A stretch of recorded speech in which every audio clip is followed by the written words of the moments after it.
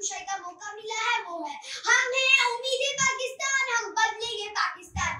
जनाब सर उम्मीद भी बड़ी दीवानी होती है, लम्हों में रेगिस्तानों में बिल्डोजर चलाकर ट्यूबवेल नस्ब करके जैतून के बाग लगा देती है। मायूसी को फ्रे उम्मीदें खुदा रखनी है, मायूसी को फ्रे उम्मीदें खुदा रखनी है, तपते सहरा में भी सबर की दुआ रखनी है।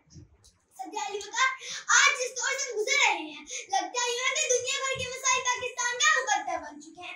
दिन का आगाज भी परेशानी से भरपूर और दिन का इख्तिताम भी मुश्किलात से ताबी है।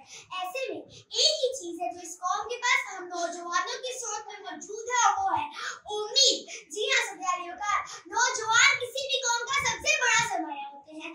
नौजवानों के पास तीनों ज़माने होते हैं। वो अपने माजी से सीखते हैं, हाल में जीते हैं, मुस्तकबिल की मंसूबा बंदी करते हैं। वो अपनी सलाहियतों के अरूज पर होते हैं। दुनिया की जिस तहरीक में नौजवान शामिल होते हैं वो बहुत जल्द अपना मकसद हासिल कर लेती है और पाए तकमील को पहुंच जाती है।